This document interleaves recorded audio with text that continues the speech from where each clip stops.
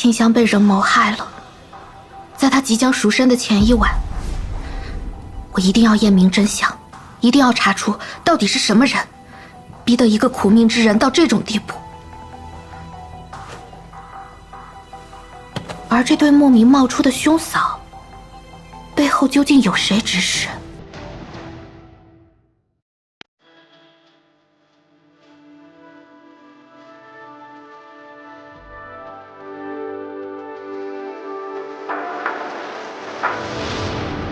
一段要告别的离场。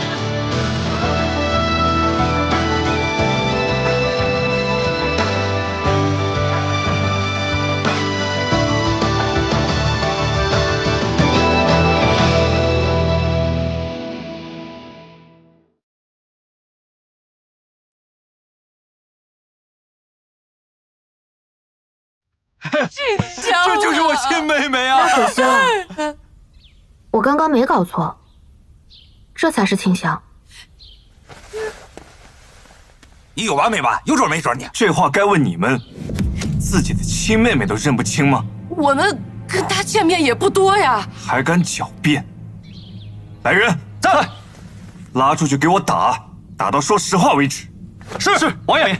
王爷，王爷，还是个大人物！王爷，走，王爷，走，王爷饶命！王爷饶命！我就是混口饭吃啊！混口饭吃？你们倒是好胃口，沾了人血的饭好吃吗？不敢了，不敢了！蓄意愚弄朝廷命官，已经足够把你们法办。若再敢有半字虚言，不敢了！你们一口咬定是庆香的兄嫂，却不去教坊索要赔偿。一心只想带走他的遗物，但他的遗物里并没有什么值钱的东西，说明这遗物的价值超过了他的本身。说，你们有何图谋？王爷，我不敢有图谋啊！是有人找到我说让我把他遗物偷走，给我2两银子，事成之后再给5两。为何会找你们2个？我们也不知道啊，王爷明鉴，王爷明察呀。那人长什么样？还记得吗？他嘴有点大，脸有点方。还有，他打扮的像个鬼，说话像南诏口音。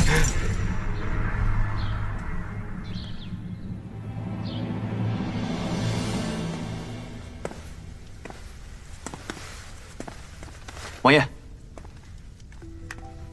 怎么样了？老嚷嚷着要见鬼差给他续命，老说自己要死了什么的，人不人鬼不鬼的。赵森瑶，你说的鬼差，真的是南诏人吗？鬼差，快把鬼差找来，给我续命！你觉得他敢来这里吗？还不如实招来。我说，他就是死了的神策军校尉周翰。周翰竟然是他，那你之前为什么不跟我们说？他是个死了的人呢，是鬼呀！我说了有什么用啊？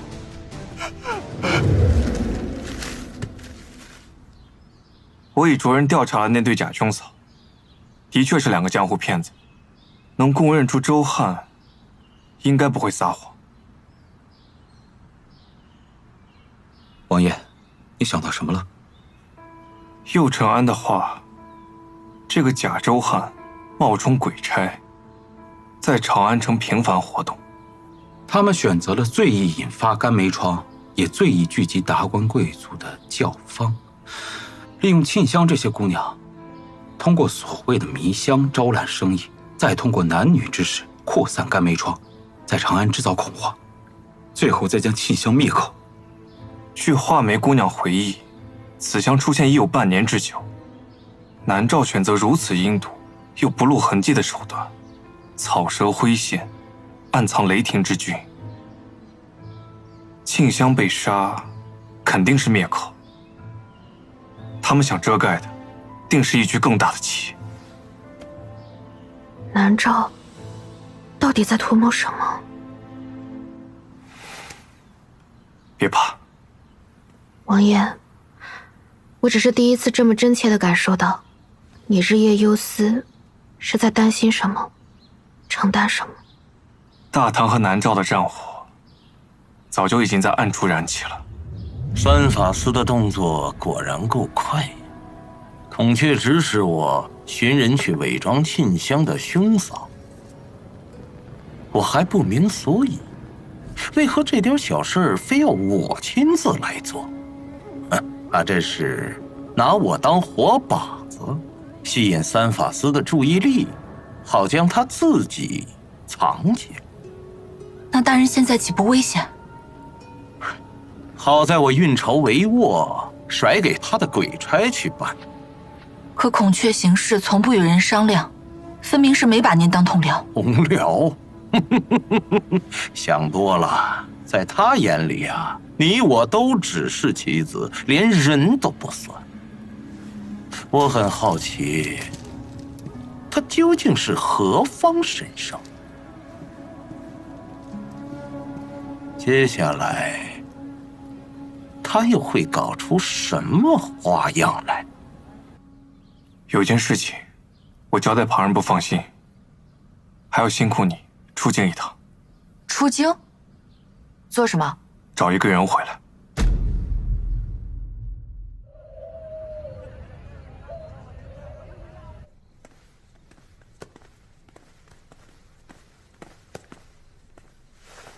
臣门下省左拾1万千山，有事参奏。状元郎，今日又要参谁啊？臣的奏折当中皆有说明。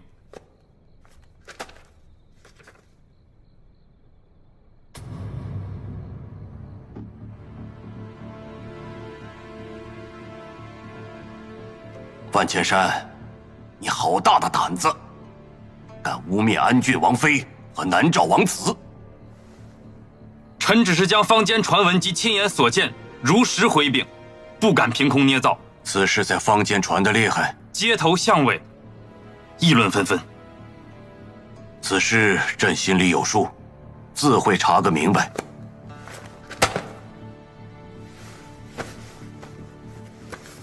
万千山，在此之前，别随意声张，闭紧你的嘴。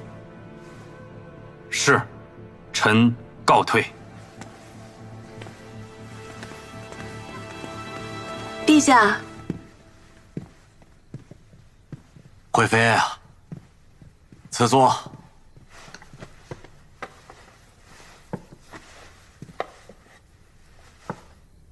退下吧。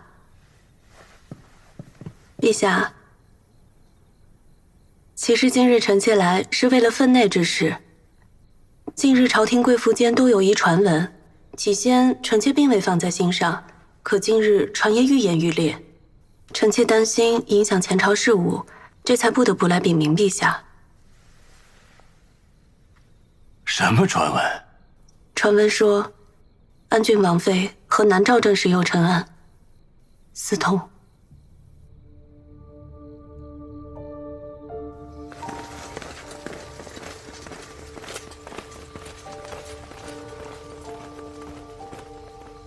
哟，万大人，万大人，几位大人怎的还未归家？哎，这不是说起了最近安郡王妃的传闻，王府之爱，国之不幸啊！你们也知道了？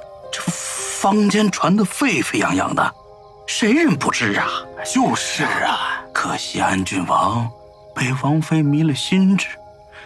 怕是要他三法司出手弹压，让此事不了了之。三法司奉陛下令为国效力，又不是他安郡王的私兵。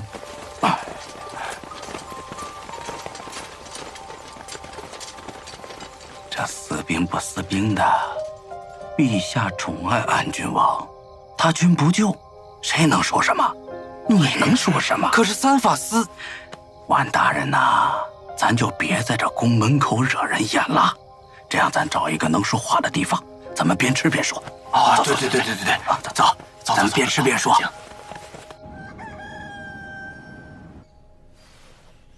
万千山参楚楚行为逾矩，与右承安过往甚密，参你将三法司视为私兵，你怎么看？臣没什么看法。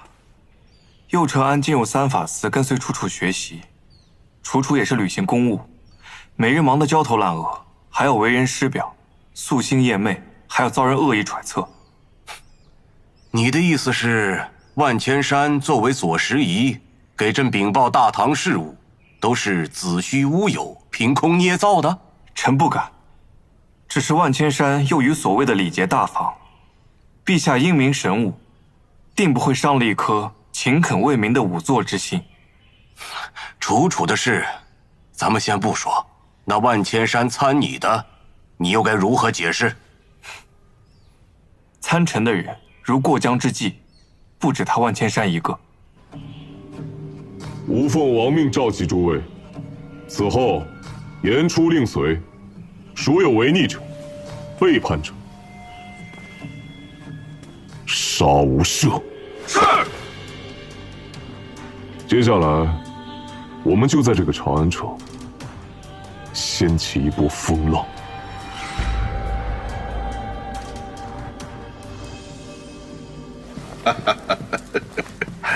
父王，父王今日何事这么开心？计划启动，静待将才陨落。恭喜父王！九州备战如何了？父王放心，万事俱备，只待父王一声令下。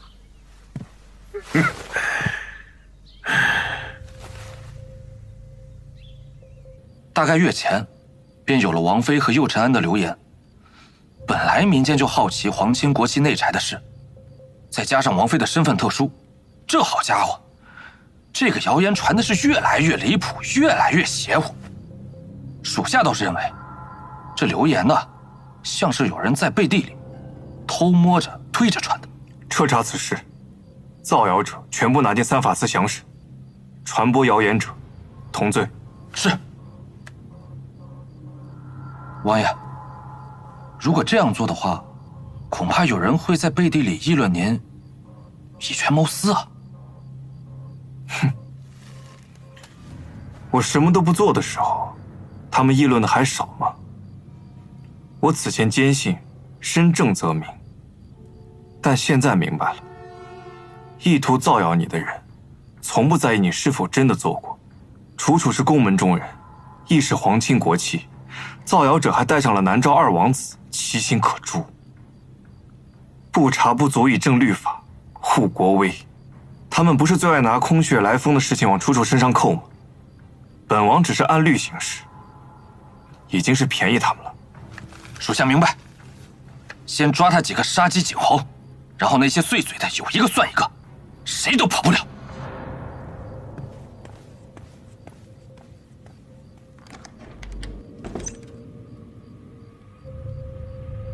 你们这不就是结党吗？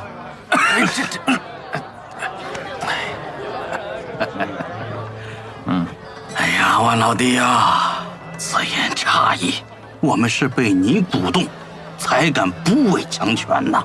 是啊，是。不必。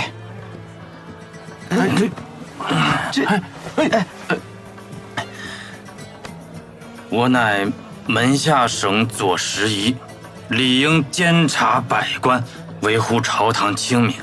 是。今后几位有问题，我也会如实奏禀陛下。万大人，好。万老弟说的对，啊，说的对。你看，我们好不容易一聚，不谈国事啊，不谈。没错，是不谈国事。既然来了教坊，不妨听一听你那首被谱了曲的《讨南诏檄文》，这可是眼下京中风头正盛的词啊！我们不谈国事，只听曲儿。我怎么来了教坊了？不行，我先走一步。包大人。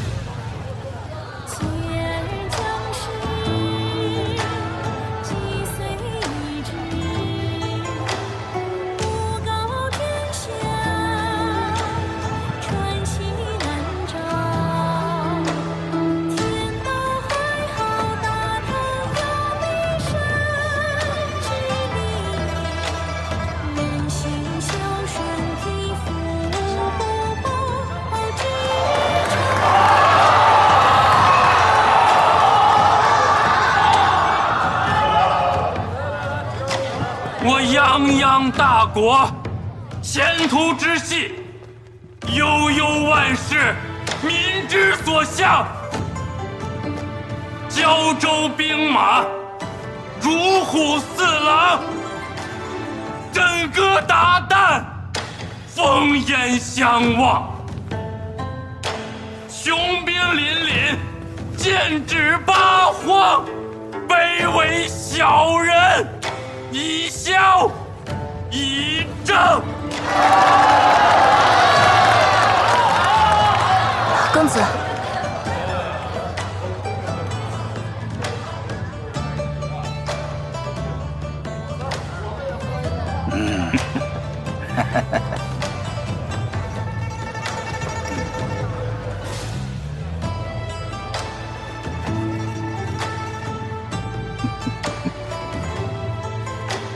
比山川浩，赤胆吞日月，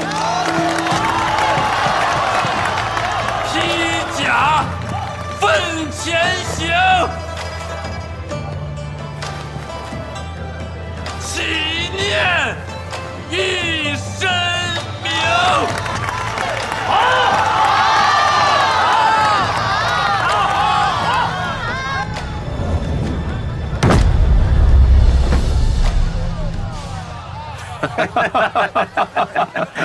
这是给我干啥？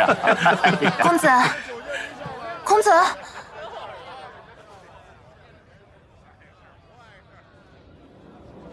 没气儿了，死人了，死人了！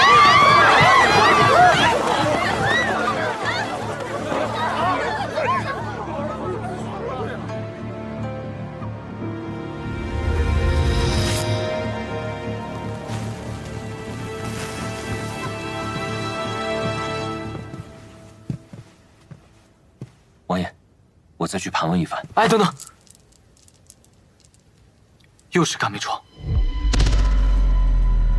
死者身上没有明显的外伤，看唇色和指甲，也没有砒霜一类毒物中毒的迹象。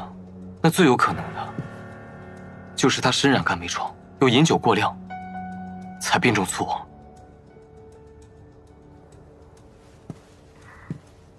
不直接接触尸体，很难查验清楚。我还是想看一下。听你的。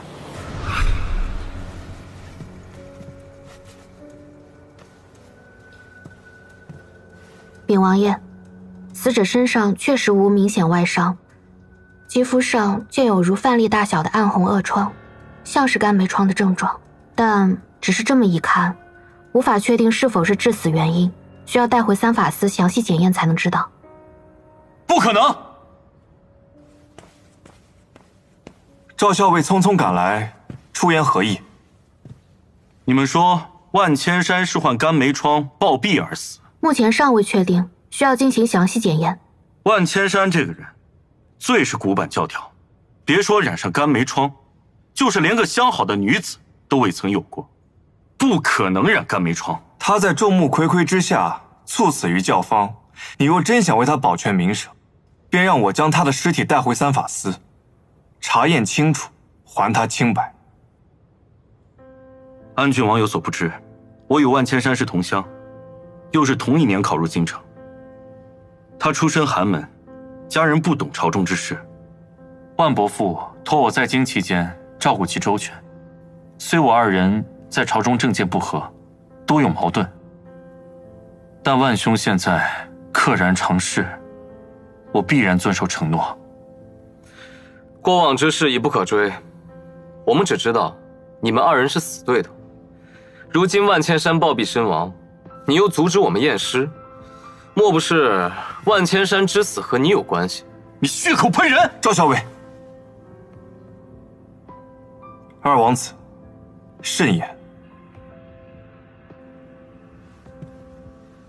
赵校尉，此事你不应该插手。你要知道，若不查验万千山的死，便不能以凶案进行调查处置。你说你能替万家做决定，但若其中真有冤情，凶手便会逍遥法外。你如何向万家老妇、向万千山交代？王爷说的是，那我即刻修书请示万兄家乡的父亲，再做定夺。到那时恐怕尸体早已腐烂，没法检验了。可怜万千山死前为国鞠躬尽瘁，死后却连件合适的殓服都穿不上了。感谢王妃提醒，回去我就会找人将他大葬。赵校尉可能不懂，入殓者的衣服最好在死前就穿好，这样最为熨贴。如果是这种夭寿者，那最好也是身体余温尚存之时穿好，否则躯干僵硬，四肢肿胀，手脚痉挛，那再好的衣服也无法穿戴合身了。哦，对了，夭寿者的衣服5件合一，裤子要比上衣少2件。一般入殓者怕是不懂，这还只是小殓，若是大殓，要在棺底铺上一层草木灰，防止腐蚀。校尉要谨记啊！原来大唐有这么多复杂的仪式，又跟师傅学到了。这还只是九牛一毛，像左拾遗这样的官职，入殓的要求怕是能出一本书了。若不是入殓的经验丰富，这些细枝末节是很难注意到的。是，这可有些难办。我大唐乃是礼仪之邦，这些文人又最讲究礼仪，遗漏了一点，怕左拾遗的身后事要被同僚笑话。王爷，咱们走吧，就不打扰赵校尉入殓了。等一下，请王妃指导入殓。王妃公务繁多，在下谢过王妃了。按照传统，需要亲人为亡者更衣。陈峰，速去西市买最好的入殓服来。是。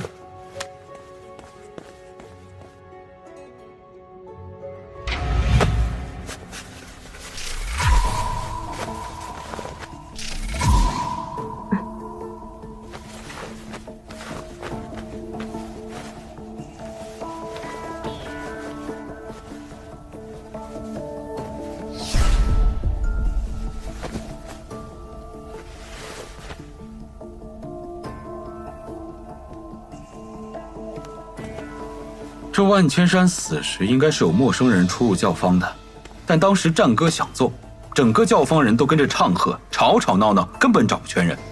我算是看明白了，这教坊司啊，跟我犯冲，去一次多一趟差事。王爷，王妃已经验过万千山的衣物，命属下将检验单交给你。王妃呢？王妃说她接触过死者的衣物，担心身上会有疫病残留，决定先沐浴更衣，今夜别宿在别处，让王爷自行休息便是。我去看看。哎，不许去！你身子怎么样，你自己心里不清楚？本来就比寻常人要弱，楚楚想得周到，处理这些事情也有经验，你就别跟着掺和了。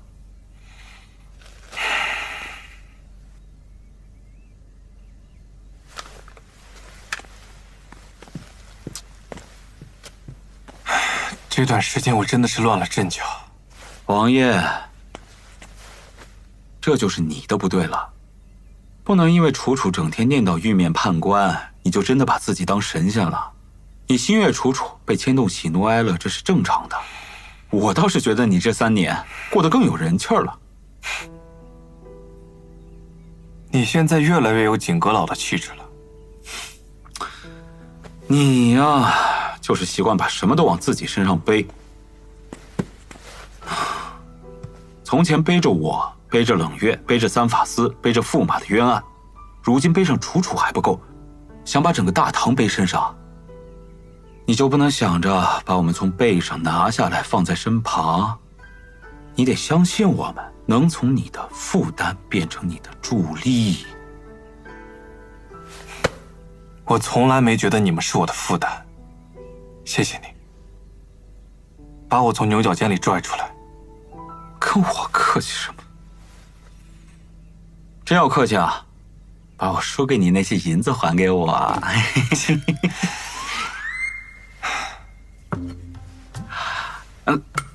滚！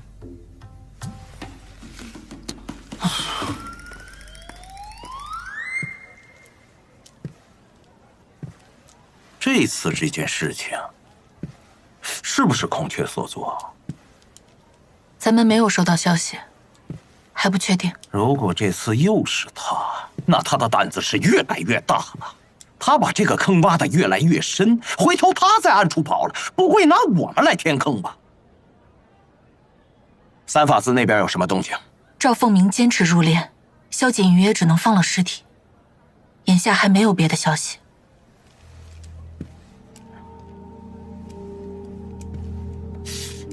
如此一来，倒也焉知非福啊！那后面的事，趁热打铁，抓紧办。王爷，三法司仵作楚楚，知法犯法，该当何罪？我做错什么了？说好了互不隐瞒，坦诚相待，谣言的事情却不告诉，难道不是知法犯法？王爷，你在意此事啊？我是在意你。来，坐下吃点东西。这件事情起初是有点生气，但是事情一桩接着一桩，一不小心就给忘了，回来就忙着验尸，更顾不上那些流言了。现在想想，把那些嚼舌根的人捏在一起，也没有验具尸体来的重要。楚楚，你是旷野里的乔木，值得更宽广的天地。你放心，此事我一定会查清楚。乔木不惧任何风吹雨打，但是也不应该让蝗虫攀咬。王爷，你哪学来的这些话？谢谢你。吃饭，来。不过，我跟万千山有此过节，还方便继续查他的案子吗？你觉得他还有可查之处吗？万千山染肝梅疮的病程还值得推敲。怎么讲？他虽然醉酒，却没有酗酒而亡的特征。若真是因为肝梅疮并发而亡，可他身上的恶疮，才只是刚发不久的样子，不足以受酒气催发危及性命，所以便只剩下一种可能。什么？他用来治疗肝梅疮的药。市面上治疗肝梅疮的方子，没听过酗酒会丧命的，除非有人在他的药里动了手脚。可是他的贴身衣物上并没有看到任何沾染药膏的痕迹，也可能他从没涂过药。但是在他的外衣上，我发现了少量的白色粉末。万千山为人刚正，恪守律法礼节，严以待人，对己更甚。他不是留恋烟花之地的人，或许连他自己都没有想到，自己染上了肝梅疮，自然不会涂药。所以你从他贴身衣物上找不到药渍。我对比了市面上肝梅疮的外敷用药，并没有白色粉末状的。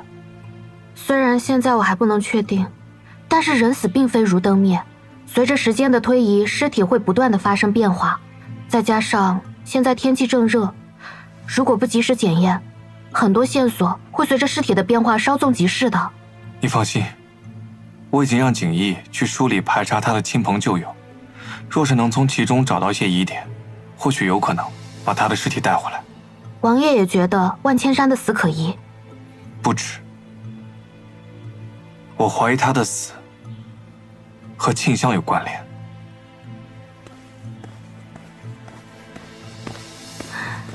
王爷，宫里来人传你和景少卿进宫。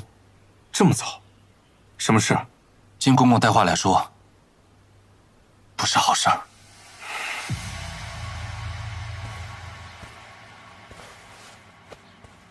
听说你们几个最近沉迷教坊，频繁出入，纸醉金迷啊！陛下，我们是去查……少在这狡辩！你们上次去的时候人还没死呢，你们是不是查案查久了，跟阎王爷也有交情了吧？什么时候死人还得提前跟你们知会一声？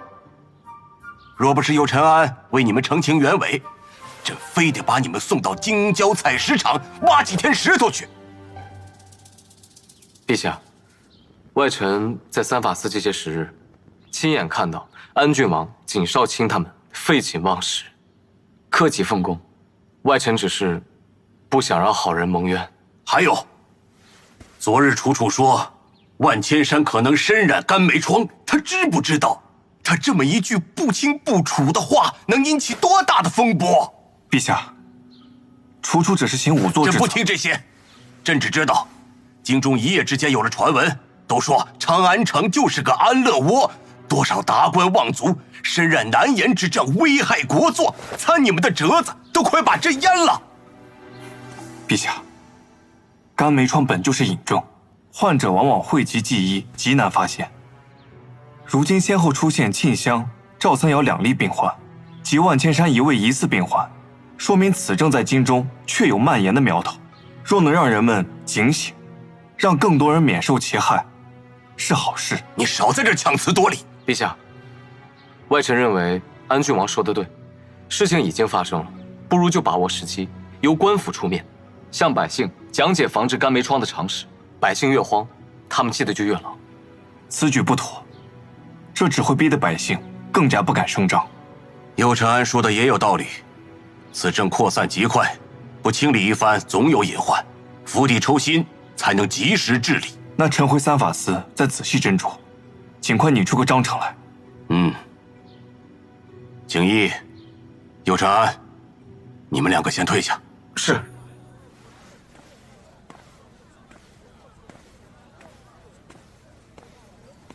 哎呀，赵小将军，看您今日红光满面，想必是心情不错。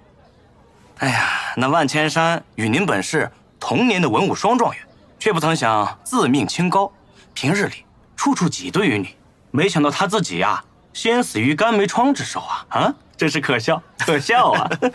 还是赵小将军慧眼识人呐，难怪往日你总瞧不上他。这赵小将军在军中那是日夜操劳，为国为民呐，哪像他只会动动嘴皮子罢了啊！就是嘛。那日三法司并无定论，安郡王妃也只是说疑似。怎么，你们比安郡王还厉害？就凭一双耳朵一张嘴，就能断定万千山死于肝霉疮？我们是……我告诉你们，以后要是再让我听见你们在背后嚼舌根子，我就打断你们的狗腿！是。刚才右陈安在时，你欲言又止，是又有什么能让朕夜不安枕的好消息了？神官法师一案，背后恐有其他的阴谋。赵森瑶也成为被别人利用的箭。你是说，从神官法师到沁香，再到肝霉疮，可能都与南诏有关？是。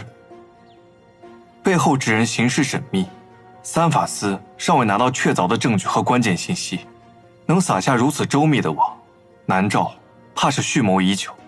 他们一面滋扰边境，一面在长安行事，野心不小。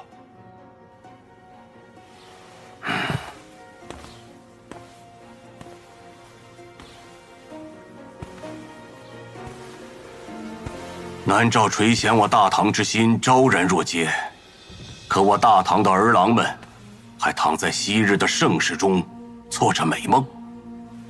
大唐太久没有正经打过一仗了，老将们死的死，伤的伤。纵有锦离这样的有志青年，毕竟还是缺乏作战经验。陛下所言甚是，兄长也由此担心。还有一人，曾与南诏多次交战，熟悉南诏的作战路数。骠骑将军谢怀定。朕这就下旨，让谢怀定前往胶州，他任主帅，锦离任副帅。这样甚好。至于你，陛下，臣肩不能扛，手不能提，恐怕不能在战场上替陛下分忧了。萧锦瑜，谁让你上战场了？朕说的是楚楚的事。虽说万千山有些古板，但楚楚最近确实是3番5次出乱子。朕希望你能好好劝劝他，让他离开三法司，这也是为他考虑。臣明白，但臣以为，楚楚先是陛下亲赐的仵作，而后再是臣的夫人。